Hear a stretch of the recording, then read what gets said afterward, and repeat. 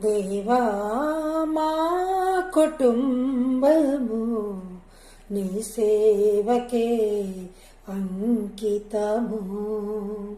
దేవా మా కుటుంబము నీ సేవకే అంకితము. ఈ శాపలోకాన నీ సాక్షులుగా నిలువా, నీ ఆత్మతో నింపుమా, నీ ఆత్మతో నింపుమా. దేవా మా కుటుంబము నీ సేవకే అంకితము. నిజంగా ప్రియులారా, ఎంతమంది చెప్తున్నారు ఈ మాట? దేవా మా కుటుంబము నీ సేవకే అంకితమయ్యా, మా కుటుంబంతో నీ సన్నిధిలో కూర్చొని ఉన్నామయ్యా. ఎంతమంది అయితే తండ్రి నీ సన్నిధిలో కూర్చోలేకపోతున్నారు, మాకైతే ఆ ధన్యత ఉందని ఎంతమంది చెప్తున్నారు. దావీదు మహారాజ్ చెప్తున్నాడు 15వ కీర్తనలో. ఒకసారి బైబిల్ తీయండి, 2-3 నిమిషాలు మనం దైవ ధ్యానంలో ఉందాం. ఈ రోజున దేవుడు మనకే వాగ్దానం ఇచ్చాడు, ఒకసారి చూసుకుందాం రండి. 15వ అధ్యాయము దావీదు కీర్తన 15వ అధ్యాయము. యెహోవా నీ గుడారములో అతిథిగా ఉండదగిన వాడెవడు? నీ పరిశుద్ధ పర్వతం మీద నివసింపదగిన వాడెవడు? ఎలాంటి వాడు ఉండగలడు?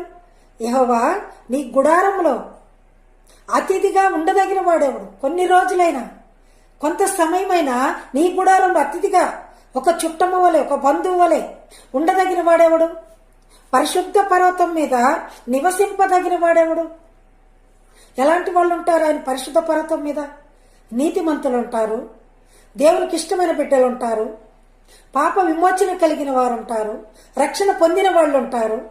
అలాంటి వారికి మాత్రమే అక్కడ అవకాశం ఉంది. కనుక దావీదు మహారాజ్ చెప్తున్నమాట, యెహోవా నీ గుడారంలో అతిథిగా ఉండదగిన వాడెవడు? నీ పరిశుద్ధ పర్వతం మీద నివసింపదగిన వాడెవడు?